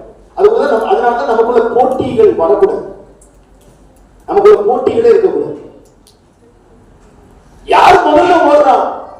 நானும் பாஸ்டர் ஜெயசுதனும் இருக்கிறோம் அப்படின்னு சொன்னா நாங்க ரெண்டு பேருமே ஓட்ட பாதையில் இருக்கிறோம். அந்த பந்தயத்தை நடத்துகிறவர் கர்த்தர். இப்ப ஆண்டவர் வந்து யோவான் முதல்ல ஓடுவானா இல்ல ஜெயசுதன் முதல்ல ஓடுவானா அப்படி ஆண்டவர் பார்க்கவே மாட்டார். இவங்க ரெண்டு பேர்ல யார் ஓடி முடிப்பார்கள். நான் ஓடி முடிச்சிட்டேன்னா எனக்கு பரிசு, அவர் ஓடி முடிச்சாருன்னா அவருக்கு பரிசு, நீங்க ஓடி முடிச்சீங்கன்னா உங்களுக்கு பரிசு. அல்லேலூயா. யாருக்கு முன்னாடி ஓடணும் அதெல்லாம் காரியம் இல்லை. அதுக்கு நம்ம செய்ய வேண்டியது என்ன தெரியுங்களா? நான் ஆண்டவர்கிட்ட என்னெல்லாம் செய்வேன்னு சொன்னனோ அதெல்லாம் நான் செய்யணும். அதுதான் பொறுத்தனை. நான் ஆண்டவர்கிட்ட வாக்கு கொடுத்தது. சில பேர் நான் யாவில் அப்படி ஃபீல் பண்றேன். நான் இந்த வார்த்தையில பேசிக்கிட்டு இருக்கும்போது சில பேருடைய இருதயம் கடினமா இருக்கு. சில பேருடைய இருதயத்துல கர்த்தர் சில உணர்த்துதல்களை தர்ற. சில வருடங்களுக்கு முன்பதாக, சில மாதங்களுக்கு முன்பதாக உங்கள் ஜெபங்களை குறித்து, வேத வாசிப்பை குறித்து, திருச்சபைக்கு அடுத்த காரியங்களை குறித்து, ஊழியத்தை குறித்து, தரிசனங்களை குறித்து, நான் இதை செய்வ ஆண்டவரே, இதை பண்ணுவ ஆண்டவரே, இங்க போவ ஆண்டவரே, இப்படி இருப்ப ஆண்டவரேன்னு சொல்லி சில விஷயத்தெல்லாம் நீங்க உங்க இருதயத்தின் ஆழத்திலிருந்து ஆண்டவர்கிட்ட சொன்னீங்கல்ல, அதெல்லாம் செய்ய முடியாமல் தேங்கல்ல கிடக்குது, மூடி போடப்பட்ட ஃபைல்களாக கிடக்குது. அதெல்லாம் தொட முடியாத முயற்சிகளற்று போன காரியங்களா கிடக்குது. இன்னைக்கு கர்த்தர் சில பேரை தட்டி விட விரும்புகிறார், சில பேரை தட்டி எழுப்ப விரும்புகிறார். தேவனிடத்தில் செய்வேன் என்று சொன்னது எதுவோ, நீங்க ஆண்டவர்கிட்ட செய்வேன்னு சொல்லி வாக்கு கொடுத்தது எதுவோ, இனிமேல் என் வாழ்க்கையை எப்படி காத்துக்கொள்வேன்னு சொல்லி நீங்க ஆண்டவர்கிட்ட தீர்மானம் பண்ணினது எதுவோ, அதை நீங்கள் செய்தால் இனி தீய வல்லமைகள் உங்கள் எல்லைகளில் வருவது இல்லை. அல்லேலூயா. சொல்லுங்க அல்லேலூயா. இனி தீமை உங்கள் எல்லைகளில் வருவது இல்லை, தீய ஆவிகள் உங்கள் எல்லைகளில் வருவது இல்லை. நீங்க உங்களை ஒப்பு கொடுத்திருக்கிற காரியங்களின்படி உங்க வாழ்க்கையை அமைச்சுக்கிட்டா போதும். நம்பர் 2, நீதி உள்ள வாழ்க்கைக்கான முயற்சி. அதுதான் பொருத்தனை. ஆமென் சொல்லுங்க. அல்லேலூயா. பொருத்தனை உடனே நம்ம வந்து கர்த்தர் கொடுக்கிற காணிக்கையை பற்றி மட்டும் யோசிக்க கூடாது. ஒருவேளை நீங்க ஆண்டவருக்கு ஏதாவது காரியத்துல காணிக்கை கொடுப்பேன்னு சொல்லி பொருத்தனை பண்ணி இருந்தா அதுவும் இது கூட சேரும். அது மட்டும் இல்ல, எல்லாவற்றும் உள்ளடக்குது. என்னெல்லாம் ஆண்டவர்கிட்ட வாக்கு கொடுத்துங்க, ஆண்டவர் இனிமேல் இப்படி இருப்பேன், இனிமேல் இப்படி செய்வேன், அதிகாலையில் இந்த நேரத்துக்கு எழுப்பி ஜெபிப்பேன், வாரத்துல மாசத்துல இப்படி ஒரு நாள் உபவாசித்து ஜெபம் பண்ணுவேன், திருச்சபை ஊழியத்துல நான் இப்படி பங்கு பெறுவேன், ஆத்ம ஆதாயத்துக்கு நான் இந்த காரியத்தை செய்வேன், கைப்பிரதியை கொடுப்பேன், சுவிசேஷத்தை அறிவிப்பேன். நீங்க என்னெல்லாம் ஆண்டவர்கிட்ட சொன்னீங்களோ, ஆண்டவர் இன்னைக்கு எதையெல்லாம் ஞாபகப்படுத்துறாரோ அதையெல்லாம் செய்ய முயற்சி எடுங்கள், செய்ய முயற்சி எடுங்கள். அந்த நீதி உள்ள வாழ்க்கைக்கான முயற்சியை தொடங்குங்கள். நீங்க முயற்சி செய்ய ஆரம்பிச்சிட்டீங்கனால உங்க எல்லைகளுக்குள் இருக்கிற தீய வல்லமைகளை கர்த்தர் வராதபடிக்கு விலக்கி போடுவார். ஆமென். முதலாவது காரியம் பரிசுத்தத்தின் மேல் விருப்பம். இரண்டாவது நீதி உள்ள வாழ்க்கைக்கான முயற்சி. மூன்றாவது கடைசியான ஒரு காரியத்தை பார்த்து நம்ம ஜெபம் பண்ணி முடிக்க போகிறோம். ஏசாயா தீர்க்கதரிசனத்தின் புத்தகம் அதனுடைய 52வது அதிகாரம். ஏசாயா 52வது அதிகாரத்தினுடைய முதல் வசனம், எழும்பு எழும்பு சீயோனே, உன் வல்லமையை தரித்துக்கொள். பரிசுத்த நகரமாகிய எருசலேமே, உன் அலங்கார வஸ்திரங்களை உடுத்திக்கொள். விருத்த சேதனம் இல்லாதவனும் அசுத்தனும் இனி உன்னிடத்தில் வருவது இல்லை. இந்த விருத்த சேதனம் இல்லாதவன் அசுத்தன் அப்படிங்கிறது தான் பொல்லாத மனிதர்கள். மூன்றாவது ஆண்டவர் நம்ம கூட பேசுறது என்னன்னா, பொல்லாத மனிதர்கள் உன்னிடத்தில் வருவது இல்லை. அல்லேலூயா. விருத்த சேதனம் இல்லாதவன், தேவனுடைய ஜனம் அல்லாதவன், அசுத்தன், உங்க மேல பொறாமை கொண்டு எரிச்சல் கொண்டு நீங்க நல்லா இருக்க கூடாது, உங்க வாழ்க்கை நல்லா இருக்க கூடாது, உங்க குடும்பம் நல்லா இருக்க கூடாது, நீங்க நினைக்கிறது நடக்க கூடாது, விரும்புகிறது கிடைக்க கூடாது அப்படின்னு சொல்லி உங்க மேல ஒரு ஒரு ஒரு கார்னர் வச்சுக்கிட்டே இருக்கிறாங்க பாருங்க. அப்படிப்பட்ட ஆட்கள் இனி உங்கள் எல்லைகளுக்கு வருவது இல்லை. அல்லேலூயா. அப்படிப்பட்ட ஆட்களை கர்த்தர் இனி உங்க எல்லைகளுக்கு வர விட மாட்டார். ஆமென் சொல்லுங்க. ஆமென் சொல்லுங்க. அல்லேலூயா. அப்படிப்பட்ட ஆட்கள் இனி உங்க எல்லைகளுக்குள்ள வரக்கூடாதுன்னா ஆண்டவருடைய வார்த்தை என்ன தெரியுமா? எழும்பு, எழும்பி வல்லமையை தரித்துக்கொள். ஆமென் சொல்லுங்க. உங்க மூலமா கர்த்தருடைய வல்லமை வெளிப்படணும். உங்க மூலமா கர்த்தருடைய அதிகாரம் வெளிப்படணும். உங்க மூலமா ஆவியாருடைய கிரியைகள் வெளிப்படணும். பாஸ்டர், நான் விசுவாசி தானே. ஆமா, உங்க மூலமா தான் அந்த அடையாளங்கள் நடக்கணும். ஆமென் சொல்லுங்க. விசுவாசிக்கிறவர்களால் நடக்கிற அடையாளம் உங்க மூலமா நடக்கணும். வாசிக்கலாமா? எல்லாரும் சேர்ந்து வாசிக்கலாமா? மார்க் எழுதின சுவிசேஷம் 16வது அதிகாரம். எல்லாரும் அந்த வசனத்தை சேர்த்து வாசிக்க போகிறோம். ஏன்னா அதை வாசிக்கும் பொழுது நமக்குள்ள ஒரு எண்ணம் வரணும், இதெல்லாம் என் மூலமா நடக்க வேண்டியது, இதெல்லாம் பாஸ்டர் மூலமா ஊழியக்காரங்க மூலமா நடக்க வேண்டிய காரியம் இல்ல, இதெல்லாம் என் மூலமா நடக்க வேண்டிய காரியம் சொல்லிதான் ஆண்டவர் பரிசுத்த வேதாகமத்துல எழுதி வைத்திருக்கிறார். அப்ப என் மூலமா இதெல்லாம் நடக்குதா? இதெல்லாம் நடக்கிறதற்கு ஏதுவாக நான் என்ன செய்ய வேண்டும்? வல்லமையை தெரிந்துக் கொள்ள வேண்டும். ஆமென் சொல்லுங்க. அல்லேலூயா. மார்க் எழுதின சுவிசேஷம் 16வது அதிகாரத்தினுடைய 17, 18 வசனங்களை நம்ம வாசிக்க போகிறோம். மார்க் 16வது அதிகாரத்தினுடைய 17, 18 வசனங்களை எல்லாரும் சேர்ந்து வாசிக்கலாம். விசுவாசிக்கிறவர்களால் நடக்கும் அடையாளங்களாவன, என் நாமத்தினாலே பிசாசுகளை துரத்துவார்கள், நவமான பாஷைகளை பேசுவார்கள், சர்ப்பங்களை எடுப்பார்கள், சாவுக்கு ஏதுவான யாதொன்றை குடித்தாலும் அது அவர்களை சேதப்படுத்தாது, வியாதியஸ்தர் மேல் கைகளை வைப்பார்கள், அப்பொழுது அவர்கள் சொந்தமாவார்கள். இத்தனை விஷயமும் யார் மூலமா நடக்கணும்னா விசுவாசிகள் மூலமா நடக்கணும். விசுவாசிக்கிறவங்க மூலமா நடக்கணும். ஆமென் சொல்லுங்க. அப்ப ஊழியக்காரர்களுக்கு தான் வல்லமை வேணும் அப்படிங்கிற அந்த ஸ்டேட்மெண்ட் மாறணும். ஆமென் சொல்லுங்க. அல்லேலூயா சொல்லுங்க. அல்லேலூயா. உங்க பக்கத்து வீட்டுல ஏத்த வீட்டுல யாருக்காவது பிசாசு பிடிச்சிருக்கும், அவங்களை சர்ச்சுக்கு கூப்பிடுங்க, வரவே மாட்டாங்க. ஒரு பெரிய கொள்ளை நோய், கொள்ளை வியாதி அவங்க சரீரத்துல இருக்கும், அவங்க சர்ச்சுக்கு கூப்பிடுங்க, வரமாட்டாங்க. அப்ப அவங்க சர்ச்சுக்கு வரலங்கிறதுனால அவங்க அப்படியே விட்டுறாமா? ஏன் தெரியுமா அவங்க சர்ச்சுக்கு வர மாட்டேங்கிறாங்க? அவங்களுக்கு சர்ச்சை பத்தி தெரிஞ்சிருக்குது, இயேசுவை பத்தி தெரியல. அவங்களுக்கு சர்ச்சை பத்தி தெரியும், ஆனா இயேசுவை பத்தி தெரியல. அதனாலதான் அவங்க சர்ச்சுக்கு கூப்பிட்டோம்னா வர மாட்டேங்கிறாங்க. இயேசுவை பத்தி அவங்களுக்கு தெரியணும்னா நீங்க போய் ஜெபிக்கிற 30 வினாடி ஜெபம் 3 நாளுக்குள்ள அவங்களை சுகமாக்கிடணும். ஆமென் சொல்லுங்க. அல்லேலூயா. நீங்க ஜெபிக்கிற ஜெபம், நீங்க அவங்களுக்காக எடுக்கிற பிரார்த்தனை, அவங்களுடைய சுகத்துக்காக, விடுதலைக்காக நீங்க எடுக்கிற காரியம், அவங்க வாழ்க்கையில ஒரு பெரிய மாற்றம் வரணும். ஓ, இவங்க சொல்ற இயேசுவுக்கு இவ்வளவு பெரிய வல்லமை இருக்குதா அப்படிங்கிற எண்ணம் அவங்களுக்கு உண்டாகுறதுக்கு ஏதுவா நீங்க அந்த வல்லமையை தெரிந்துக் கொள்ளணும். அல்லேலூயா சொல்லுங்க. அல்லேலூயா. நல்லா கவனிங்க. சர்ச்சில மைக்க கையில பிடிச்சு கர்த்தர் எனக்கு இந்த அற்புதம் செய்தார் அப்படின்னு சொல்றீங்க பாத்தீங்களா? இது இல்ல சாட்சி. என்ன சொல்றேன்னா, இது சர்ச்சுக்குள்ள சொல்ல வேண்டிய சாட்சி இல்ல. இயேசு இந்த மாதிரி அற்புதம் செய்தார் அப்படின்னு சொன்னா சர்ச்சில் இருக்கிற எல்லாருக்கும் தெரியும், இயேசு இந்த அற்புதத்தையும் செய்வார், இதுக்கு மேலேயும் செய்வார். இந்த சாட்சி எங்க சொல்லப்பட வேண்டிய சாட்சி? சபைக்கு வெளியே சொல்ல வேண்டிய சாட்சி.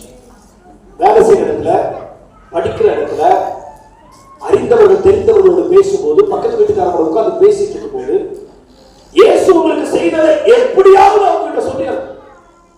இது வெளியே சொல்ல வேண்டிய சாட்சி. சர்ச்சுக்குள்ள என்ன சாட்சி சொல்லணும் தெரியுங்களா? நான் போன வாரத்துல வேலை செஞ்சுக்கிட்டு இருந்த போது திடீர்னு எங்க கம்பெனியில ஒருத்தர் மயக்கம் போட்டு விழுந்துச்சார். உடனே அவரை தூக்கி எடுத்து உட்கார வச்சாங்க, தண்ணி தெளிச்சாங்க, ஹாஸ்பிட்டலுக்கு கூட்டு போறேன் அப்படின்னு சொன்னாங்க. நான் உங்களோட பர்மிஷன் கேட்ட ஒரு நிமிஷம் அப்படின்னு சொல்லிட்டு அவர் மேல கைய வச்சு இயேசுவின் நாமத்தை உச்சரித்து அவருக்காக ஒரு 30 வினாடி ஜெபம் பண்ணேன். ஒரு நிமிஷம் ஜெபிச்சேன். மனுஷன் அடுத்த நிமிஷமே எந்திரிச்சு உட்கார்ந்துட்டாரு. எப்படி இருக்கீங்க? அல்லேலூயா. பிரமித்து போயிருக்காரு. இப்படி எல்லாம் நடக்குமா பாஸ்டர் அப்படி யோசிக்கிறீங்களா? இப்படி எல்லாம் நான் செய்வேனா பாஸ்டர்? இப்படிப்பட்ட தேவ கிரியைகளை நம்ம வெளியே கொண்டு போகணும். ஆமென் சொல்லுங்க. அல்லேலூயா. அலகாபாத் என்று சொல்லப்படுகிற ஒரு இடத்துல ஒரு திருச்சபை போதகர் இருக்கிறார். அவர் சொல்ற, நான் என் சர்ச்சுக்குள்ளேயே உட்கார்ந்து ஒரு மாசத்துல 400 பேருக்கு சுவிசேஷம் சொல்றேன். ஆவரேஜா how it is, எப்படி முடியுது அப்படின்னு சொல்லி கேட்டா அவர் சொல்றாரு, எங்க சர்ச்சுக்கு வர எல்லாரும் கை நாட்டு, ஒருத்தருக்கும் எழுத படிக்க தெரியாது, ஒருத்தருக்கும் எழுத்தறிவு கிடையாது. யாரும் சில பேர் மட்டும் கையெழுத்து போடுவாங்க தவிர மற்ற எல்லாரும் கை நாட்டு. ஆனா அவர்களை தேவன் தம்முடைய ஆவியினாலே நிரப்பி வல்லமையினாலே நிறைத்து வைத்திருக்கிறார். அவங்க 100 நாள் வேலை, 120 நாள் வேலை காட்டுல வேலை செய்யறாங்க. அப்ப திடீர்னு முடியுமாவுக்கு பிசாசு பிடிச்சிருச்சுன்னா, ஒருவேளை காமாட்சிக்கு ஏதாவது பிரச்சனை வந்துருச்சுன்னா, அல்லது ராக்காய்க்கு இந்த பிரச்சனை வந்துச்சுன்னா, இதெல்லாம் யார் பாஸ்டர் எங்களை கேட்க கூடாது, எனக்கு தெரியல, யாரோ ஓகே அந்த மாதிரி பேருடைய யாருக்கும் ஏதாவது ஒரு பிரச்சனைனா உடனே அவங்களுக்காக ஜெபம் பண்ணி அவங்களை அந்த பிரச்சனைக்கு விடுதலை ஆக்குறாங்க. உடனே விடுதலை, நீ என்னமோ மந்திரிச்சு விட்டல, எனக்கு இப்ப நல்லா இருக்கு, விட்டுக்குன்னு இருக்குது, நல்லா இருக்குது அப்படின்னா, இப்ப நான் என்ன பண்றேன்னு கேட்டா, நீ என்ன பண்றேன்னு எனக்கு தெரியாதுப்பா, எங்க ஐயாட்ட வா அப்படின்னு நேரா சர்ச்சை கூட்டு பாஸ்டர் எங்க சேர்ல உட்கார்ந்து லைனா ஒவ்வொருத்தரையா வர சொல்லி சுவிசேஷம் சொல்லி அவங்களுக்கு ரட்சிப்பை பத்தி சொல்லி அவங்களை தொடர்ந்து சபைக்கு வர வச்சு இப்படி ஊழியம் செஞ்சு சபை வளர்ந்து கொண்டே இருக்கிறதா. 2 காரணம். 1, விசுவாசிகளால் சபை வளருகிறது. 2, விசுவாசிகளுக்குள் இருக்கும் வல்லமையினால் சபை வளருகிறது.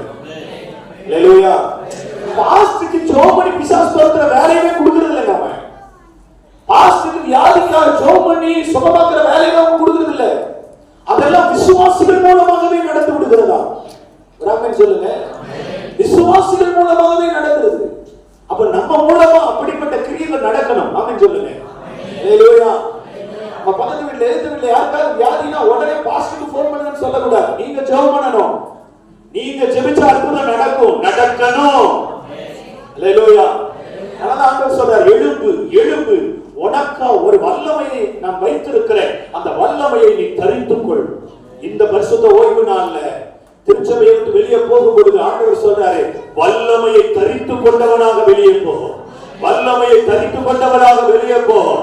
இனி பொல்லாத மனிதர்களுடைய எல்லைகளில் வருவது இல்லை. மூலமா உங்க மேல இருந்து கிரியை செய்கிற ஆண்டவருடைய வல்லமை உன்னை சுற்றிலும் இருக்கிற எல்லாருக்குள்ள ஒரு பயத்தை, நடுக்கத்தை உண்டாக்கும். அல்லேலூயா. நீங்க 4 பேருக்கு ஜெபம் பண்ணி 4 பேர் சுகமாயிட்டாங்கன்னு வச்சுக்கோங்களேன், உங்களை சுற்றிலும் இருக்கிற எல்லாருக்கும் உங்க மேல ஒரு பயம் நடுக்கம் வந்து அவங்க பொல்லாப்பு செய்ய மாட்டாங்க, தீமை செய்ய மாட்டாங்க. உங்களை ஒடுக்கினவர்கள் எல்லாம் உங்க காலில் வந்து பணிந்து கொள்ளும்படியான சூழலை கர்த்தர் ஏற்படுத்துவார். அல்லேலூயா. இவங்க என்னை ஏற்றுக்கொள்ளவே மாட்டேங்கிறாங்க, இந்த பக்கத்து வீட்டுக்காரங்க மதிக்கவே மாட்டேங்கிறாங்க, எதிர்த்த வீட்டுக்காரங்க மதிக்கவே மாட்டேங்கிறாங்க. உங்களுக்குள்ள ஆவியானுடைய வல்லமை இருக்குதுங்கிறது விளங்கணும், வெளிப்படணும். அப்பதான் நம்மளை சுற்றிலும் இருக்கிறவர்கள் நம்ம ஏற்றுக்கொள்ளுவார்கள். வல்லமையை தரித்துக் கொள்ளுங்கள். ஆமென் சொல்லுங்க. அப்ப ஒடுக்குகிற ஆவிகள் என்னன்னு கேட்டீங்கன்னா, 1 தீட்டுப்படுத்துகிற ஆவி, 2வது தீமை செய்கிற ஆவி, 3வது கொல்லாத மனிதர்கள். இந்த 3 விதமான ஒடுக்குகிற ஆவிகள் நம்முடைய எல்லைகளுக்குள்ள இல்லாதபடிக்கு அதெல்லாம் புறத்தப்பட வேண்டுமானால் நம்ம செய்ய வேண்டிய முதல் காரியம் பரிசுத்தத்தின் மேல விருப்பம், 2வது நீதி உள்ள வாழ்க்கையின் மேல ஒரு முயற்சி, 3வது தரித்துக் கொள்ள வேண்டிய வல்லமை. ஆமென் சொல்லுங்க. அல்லது பெற்றுக்கொள்ள வேண்டிய வல்லமை, அனுபவிக்க வேண்டிய வல்லமை. அந்த வல்லமை மட்டும் நம்ம மேல வந்துருச்சுன்னா பொல்லாத மனிதர்கள் நம்முடைய எல்லைகளுக்குள்ள வரவே மாட்டாங்க.